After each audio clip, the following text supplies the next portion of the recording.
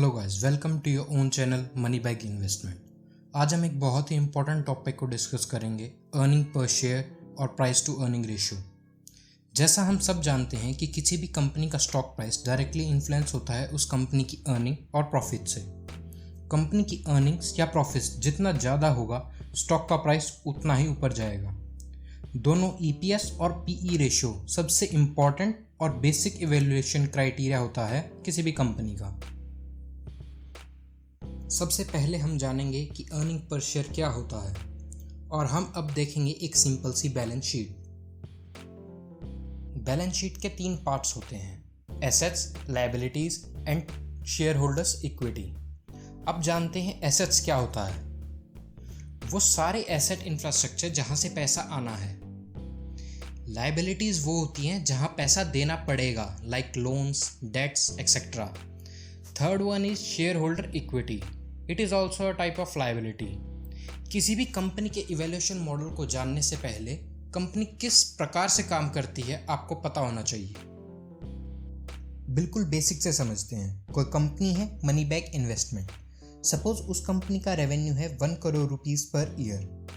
Company कुछ भी बनाती है, जैसे बिस्किट, सोप, परफ्यूम्स, एनीथिंग। इन प्रोडक्ट्स को मैन्युफैक्चर करने में भी कुछ कॉस्ट आएगी और इन प्रोडक्ट्स को एडवर्टीज़ करने में भी कुछ कॉस्ट आएगी। यहाँ पर मैन्युफैक्चरिंग कॉस्ट है 30 लाख रुपीज़, एडवर्टीजमेंट्स कॉस्ट है 10 लाख रुपीज़, टोटल हुआ 40 लाख रुपीज़। इन दोनों को हटाने के बाद जो बचेगा वो है ऑपरेटिंग प्रॉफिट। यहाँ ऑपरेटिंग प्रॉफिट है 60 लाख रुपीज़। अगर हम ऑपरेटिंग प्रॉफिट से इंटरेस्ट, डेप्रिसिएशन और अमोर्टाइजेशन को हटा दें तो हमें मिलता है प्रॉफिट बिफोर टैक्स।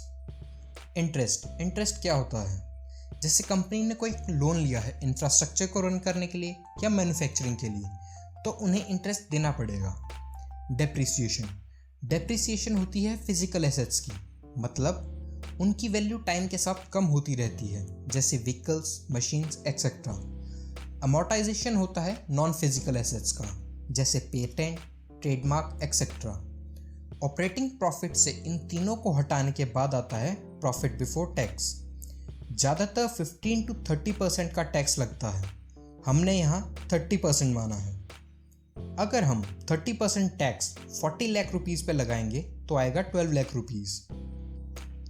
और जब आप 40 लाख में से 12 लाख सब्ट्रैक्ट करेंगे तो जो आपके पास आएगा उसे हम कहेंगे शुद्ध मुनाफा, यानी कि प्रॉफिट आफ्टर टैक्स। ये तो है प्रॉफिट। अब बात करते हैं अर्निंग्स की। आप किसी भी कंपनी में शेयर्स को अलॉट करते हो, उसमें कुछ प्रेफरेंशियल शेयर होल्डर्स होते हैं। उनको उस बात से मतलब नहीं कि कंपनी प्रॉफिट में है या लॉस में है। उनको अपना प्रॉफिट, अपना डिविडेंड उस कंपनी से चाहिए होता है। जब प्रेफरेंशियल डिविडेंड को निकाल देते हैं नेट प्रॉफिट से, तब उस कंपनी की रियल अर्निंग्स निकल कर आती हैं। जो बचे हुए शेयर्स होते हैं, प्रेफरेंशियल शेयर्स को हटा के उन्हें बोलते हैं कॉमन शेयर्स। तो हमारा EPS निकलता है net profit minus preferential dividend divided by common number of shares. हमारा नेट प्रॉफिट निकलता है 28 लाख माइनस प्रेफरेंशियल डिविडेंड, जो कि है 3 लाख रुपीज़। तो हमारा नेट प्रॉफिट बनता है 25 लाख रुपीज़ और हमारा EPS आता है 25 lakh divided by common number of shares, जो कि हैं 2,50,000। तो यहाँ पर हमारा EPS निकल कर आता है 10 रुपीज़। आपने किसी कंपनी में इन्वेस्ट कर रखा है, उसका स्टॉक प्राइस है 150 रुपीज़ और आपके पास 100 स्टॉक्स हैं उस कंपनी के। आपका टोटल इन्वेस्टमेंट हुआ 150 × 100, जो कि हुआ 15,000 रुपीज़ का। आपको कितना प्रॉफिट मिलना चाहिए जिसका EPS 10 रुपीज़ है? तो आपको हर साल 100 शेयर्स मल्टीप्लाई बाय 10, जो कि हुआ 1000 रुपीज़ मिलेगा। कंपनी आपको पूरे के पूरे 10 रुपीज़ नहीं देगी, क्योंकि कंपनी को अपनी ग्रोथ के लिए, अपनी अर्निंग्स के लिए कुछ अमाउंट सेव रखना है, जिससे कंपनी की भी ग्रोथ होती है और साथ ही साथ आपकी भी ग्रोथ होती है। और जो आपको मिलता है वो है डिविडेंड। अभी तक हमने डिस्कस किया है अर्निंग पर शेयर, जो कि है EPS। अब हम डिस्कस करेंगे प्राइस टू अर्निंग रेशियो। सबसे पहले एडवांटेजेस क्या हैं PE रेशियो के। Point 1, you get to know how much price you are ready to pay to buy that stock of company. Point 2, you get to know which company is better valued. हमारा EPS निकलता है share price divided by EPS। मान लीजिए share का price है 150 rupees, EPS है 10, 150 divided by 10, तो हमारा PE रेशियो आया 15 रुपीज़। एक कंपनी है, उसका EPS है 10 रुपीज़, उसका प्राइस है 150 रुपीज़, तो उसका PE रेशियो निकल कर आया 15 रुपीज़। वहीं कोई दूसरी कंपनी है, उसका EPS भी कम है और उसका प्राइस भी कम है पहली वाली कंपनी से, तो क्या वो कंपनी सस्ती है? नहीं। इस कंपनी का EPS है 6 रुपीज़, प्राइस है 120 रुपीज़, तो इसका PE आया 20 रुपीज़। PE रेशियो हमें डायरेक्टली बता देता है कि कंपनी ओवर वैल्यूड है या अंडर वैल्यूड है। तो हमें इन दोनों एग्जांपल्स में ये पता चलता है कि कंपनी X जो है वो ओवर वैल्यूड है as compare to previous company. तो क्या इस पैरामीटर से ही हम जान सकते हैं कि कौन सी कंपनी बेटर वैल्यूड है? नहीं, क्योंकि कंपनी की वैल्यूएशन करने का भी एक मॉडल है, एक तरीका है। हमें PE जो है वो पीयर कंपनीज से कंपेयर करना है, means companies of same sector like HUL and Colgate. हमें कंपनी का PE किसी दूसरे सेक्टर की कंपनी से कंपेयर नहीं करना है, लाइक पर्सनल केयर सेक्टर को सॉफ्टवेयर सेक्टर से कंपेयर नहीं करना है। दोनों कंपनी सेम सेक्टर की ही होनी चाहिए। थर्ड, कंपनी का PE जो है वो सेक्टर के PE के साथ कंपेयर करो। Let's take an example of HUL and Colgate.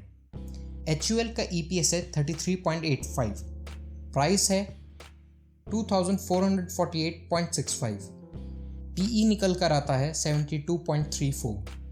वहीं कोलगेट का EPS है 38.07, प्राइस है 1676.95, PE रेशियो निकल कर आता है 39.13। वहीं पर पर्सनल केयर सेक्टर का जो PE है वो है 69.07। यहाँ से हमें साफ साफ दिखता है कि कंपनी जो है HUL कंपनी जो है वो ओवर वैल्यूड है एज कंपेयर टू कोलगेट। हमें यहाँ बहुत सारी डिटेल्स देखने को मिल जाती हैं, जैसे शेयर का price, market capital, dividend, face value, beta, industry PE, EPS, company का PE, book value, etcetera. Let's compare TCS and Wipro, both from software sectors only. TCS का EPS है 83.70 रुपीज़, इंडस्ट्री का PE है 34.99 रुपीज़, TCS का PE है 40.39 rupees. वहीं अब बात विप्रो की करें तो विप्रो का EPS है 18.36 रुपीज़, इंडस्ट्री का PE है 34.99 रुपीज़, विप्रो का PE है 29.82 रुपीज़। यहाँ पर TCS इज ओवर वैल्यू, क्योंकि TCS का PE जो है वो इंडस्ट्री के PE से ज़्यादा है, वहीं विप्रो इज बेटर वैल्यू। जो हमें कुछ बातें ध्यान रखनी है वो हैं, पॉइंट नंबर 1, उस कंपनी का PE रेशियो सेक्टर से कम होना चाहिए। पॉइंट नंबर 2, हमें उस कंपनी की पास्ट और प्रेजेंट ग्रोथ भी देखनी है, हमें उस कंपनी की लास्ट 3 इयर्स की ग्रोथ चेक करनी है। पॉइंट नंबर 3, और फ्यूचर में उस कंपनी का क्या ग्रोथ पोटेंशियल है वो भी हमें क्लियर होना चाहिए।